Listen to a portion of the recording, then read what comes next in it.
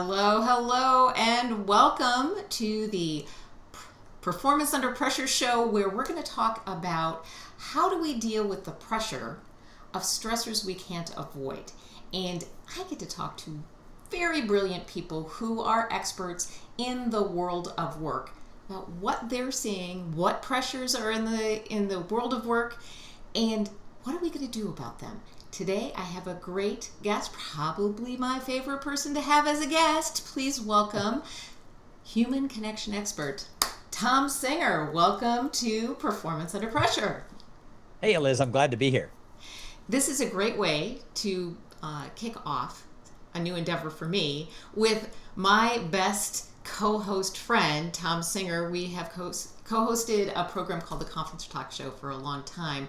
And as we move into this, I couldn't think of anybody better, especially because, Thom, you really are an expert in human connection.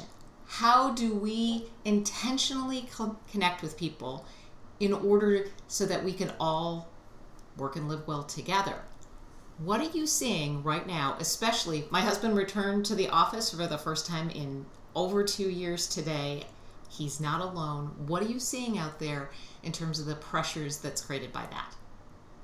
Well, it's all over the board because some people want to get back to the office. They didn't like working from home, having their kids Right. underfoot, having their spouse who maybe worked from home. They didn't like it. So going back is really exciting for them. They're like about time. Many of those people have already found a way to get back to the office because they Right. just started going back. However, there's a lot of people who have the opposite reaction. They don't want to go for whatever reason. They like having access to their kids all day. They like working from home. They like not having to put on pants when they do business meetings. And so those people, if the company is deciding that our culture matters, that having Mm-hmm. people together matters, and you have to come back, some of those people are feeling a lot of pressure because it's not their first choice. And Right. I think most people fall somewhere in the middle. I think most people realize that being back in the office has its advantages, but they Mm-hmm. also have come to love the flexibility that we accidentally got the last 2 years from being able to work from home. So I think for every company who's looking at bringing people back, I think you have to realize that it's not one size fits all. Mm-hmm. All of your people are going to have different ideas. And what I'm seeing out there is some really unique and clever ways to do it. One company that I know is in the financial services world, and the CEO really wants the culture. He wants everybody in the office. However, over the course of the last 2 years, they've tripled in size. They've hired Oh, some people who don't live in the city where they're located, and they've hired a lot of younger people who want to work from home. So they've come up with a policy that you have to be in the office 3 days a week, mm-hmm. and everyone has to be there on Tuesday so that they can have a huddle in the morning, they can have department meetings, and you always know that you can reach somebody face to face on Tuesday. The other days, you get to choose. And what they're finding is most people are coming in 4 and 5 days Mm-hmm. unless they have to meet the plumber or they have to do something at their Right. kid's school. So they're finding that by saying mandatory 3, they're actually getting many people there 4 and 5 days. Well, and I would imagine as we return to some level of routine, those things are going to work themselves out. But hearing what you're talking about, it seems to me that all of a sudden, who are leading teams are now dealing with people who are happy to be there, are not happy to be there, and are somewhere in between. But there's all kinds of interpersonal things that can happen that is going to cause stress to the leader. Because anytime we introduce uncertainty into any situation, that is a stress trigger. So what tips do you have for leaders who are suddenly leading this team where some people are happy, some people are not, some people are in the middle, but everybody is experiencing something new? Well, I think the first thing is communication, right? Mm-hmm. In the case of the company I cited, the CEO let everybody know why he wanted everybody back. He let them know Mm. that culture really matters to him. So people understood that this wasn't just like, boom, I'm the boss, you're all Right. coming in. He was very clear in the reasons why. He would have liked everybody back 5 days a week, why he started the company, everything else. But he listened, he heard, and he came up with a solution that was going to work. So by communicating and maybe over communicating Mm. your purpose with your people, you're going to be able to get people. They don't have to like every decision that the Right. leader makes, but if you're communicating clearly as to the motivation, the why, and what you hope the long-term outcome is going to be, people typically will sort of come along. The other thing for leaders, I think, is that now more than ever before, you Mm, have to up your people skills. I think right. that you have to be very aware that one size does not fit all when it comes to how you relate to the people on your team and how you're setting them up to succeed. So, one of my friends called me. He wanted me to talk to his son. His son, a few months ago, was passed over. He worked in the Silicon Valley. Hmm. He was passed over for a promotion. Now, 2 years ago, the company said, you can work remote forever. And so his family Mm, decided to put their house on the market and move to Lake Tahoe, where they had another house because they thought it was going to be a better place to raise their kids. So for the past 18 months, the son had worked remotely, and about once a month he went into the valley to attend meetings and different things. And he had kind of been given a wink wink nudge nudge mm, about a promotion, and the promotion went to somebody else. And the son was really angry, and he went to his boss, and his boss said, well, the woman we gave the promotion to, she's just in the office more. She's more of a team player. She's hands on. Well, that hadn't been communicated. hmm. That you're welcome to work remotely was interpreted by this person and many others in the company that it will all be treated equally. When the reality was out of sight is out of mind. Yeah. And so you have to make sure that you're properly setting the expectations if you're allowing people to work remotely. And you know that as humans, we're going to be drawn to the people we see and we Right. interact with and we share experiences with. You need to be able to make sure that you're communicating that and that your people skills are there, ready to deal with it when someone's very disappointed that they didn't get what they thought they were going to get. I, that is a really, um, ooh, that's a tough point, right? You made a promise, like you can make remote work how you do it, but there are consequences to all of that. And I think this actually really touches on your area of expertise in that had you had a crystal ball and had the conversation with the son 2 years ago, my guess is that you probably would have advised him to do some things to stay top of mind, front and center, so people are seeing him as that potential leader, the person that needs to be promoted. So, what if you are that remote person who would like to be in line for promotions? I am throwing Tom under the bus because we didn't talk about this before. What do you think are some things that you might do to stay, even if you're not physically in the same space with people who are now returning? So I think part of it is that you have to remember that all opportunities that we have in life are going to come from people. Mm-hmm. So the relationships that you build outside of just checking the boxes on the project that you're working on is really going to matter. And if you have good relationships with people, it actually takes a lot of the pressure off because Mm-hmm. when things go awry or when a project gets, wonky, you already know those people. So I would double down on how can you have calls, Zoom calls, telephone calls, Mm-hmm. other things when you're not just working on that project. So many people who work Yeah. remotely want to be so efficient. They have the call, they have the conversation, they're done, they move on to the next thing. However, you have to schedule that social time that would happen automatically if you were Right. actually in the office. If you're in the Right. office, you're going to have that water cooler hallway conversation, or people are going to go to lunch or happy hour together. So you need to recreate those opportunities in sort of that virtual type space. And the Right. other thing is realize that if you choose to be fully remote and live away from the majority of the other people in the office, the reality is you will be an outsider. So there's some companies that are all dispersed, everybody's dispersed, then Right. everybody's on the equal footing. But if most of your people or a large number of your people on your team are actually in the office on a regular basis, Right. you have to accept the fact that I'm going to be an outsider to some level. And that's just going to be the nature of how it is, which means you may not be the one getting that promotion and you might get it, but don't be surprised. This person was blown away Mm. that having physical in the same room conversations over the course of a year put somebody else ahead of them for the promotion. He was just dumbfounded. Yeah. Yeah. Well, and it's the unfortunate consequence of the situation we've all been in for 2 years, where things have shifted. I know Clay, my husband, is returning to work where about a third of the team he has never met. They are new Mhm. hires in that period of time, and a third of the people he knew are gone. And that's Yep. just retirement and those sort of things, but it is kind of like going back, going to high school when you are merging middle schools or junior highs, right? Some of the people, but other people are brand new to you and you don't know how they work and you don't even know their name. And, that level of uncertainty, again, definitely triggers stress. Let's talk about... Well, I want to add to that, because that brings another tip for the manager.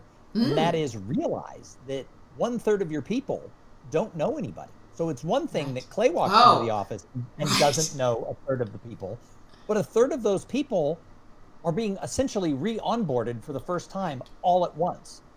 So another company I know, what they did is they got together and said, hey, we'll pay for everyone in this department to go to dinner. Why don't you, your department, all go out and have dinner, just the 9 of you? And the company picked up the tab because they realized that of that 9 people, half of them, just about, had been hired during the pandemic. And normally if you add one person, that person sort of assimilates in. Right. But if you add 1/3 or more of your team, you throw them together, now you've got all those personalities and somebody's going to get lost. And if people get lost and don't feel connected, they're going to quit and go somewhere else. Right. Absolutely. You need that. People need to be valued and seen and feel like they're part of a community, a team. Let's talk about what companies and leaders can do to help their team make that. The going out to dinner is a great example, but I'm imagining people who have been working from home brought their office equipment with them. So now they have their laptop and their keyboard and their mouse and the thing that goes in their ear and all of this stuff that they need to bring back to the office, and maybe their files and things. So they're loaded down. They've now had a commute for the first time in 2 years. Park, and they're like, I don't even remember where my parking spot is. Haul all their stuff to the building, possibly go through security, where this is the first time they've been there in 2 years. And if that's their entrance back into work, it feels very impersonal and almost a little punitive. It's not very fun. It's not nice. And if you were in the, I don't want to be here anyway camp, this is not a good way to start.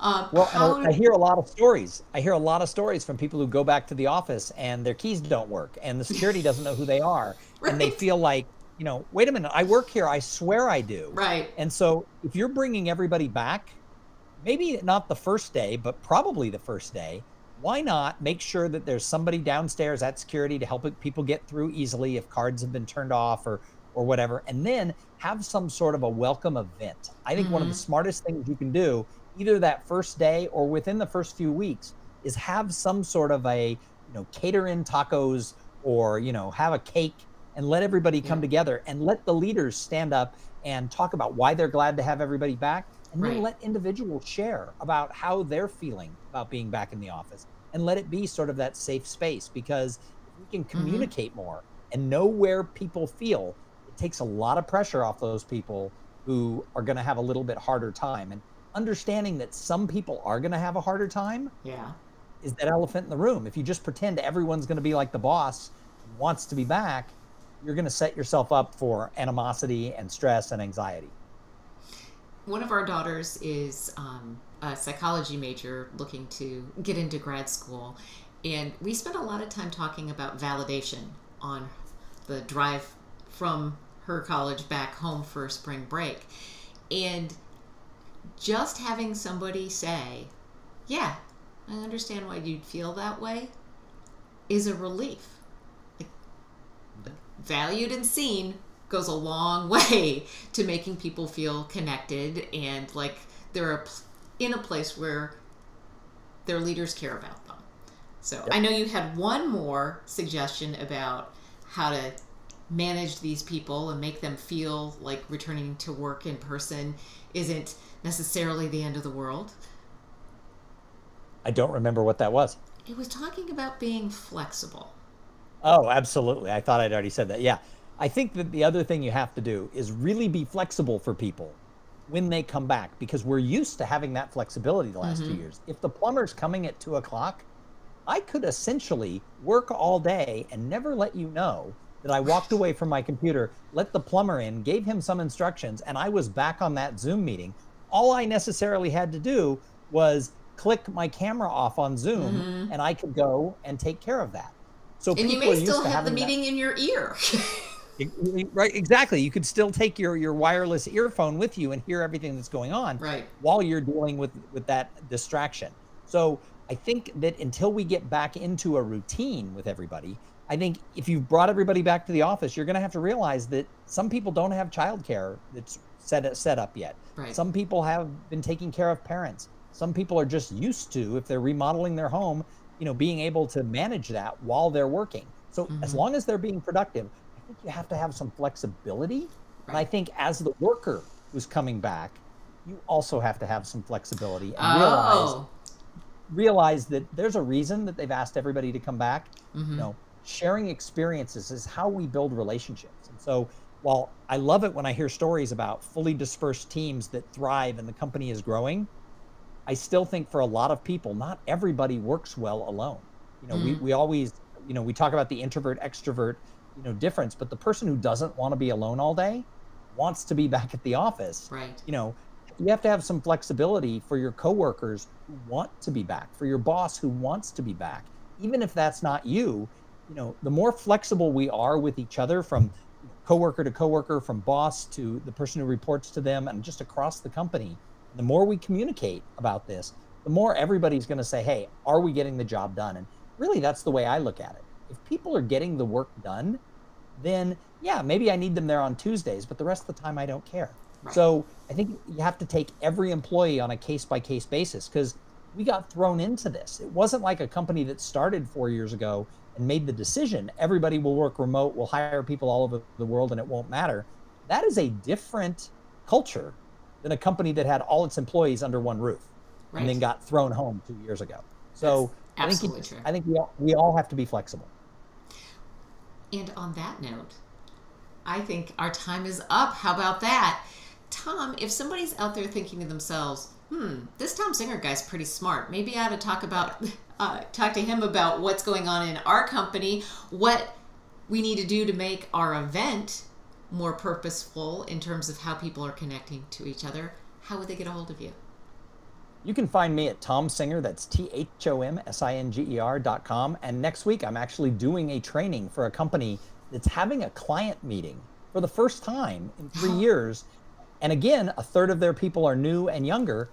They're like, these Exactly. people have never been to a networking event, and they've never been the host of our company event. So we're actually putting on a training for all of their employees of how to network and how to host this event. So that's something companies should be thinking about, is Right? are we making it easy for our people to engage as they're coming back into this human to human, face to face world? Right.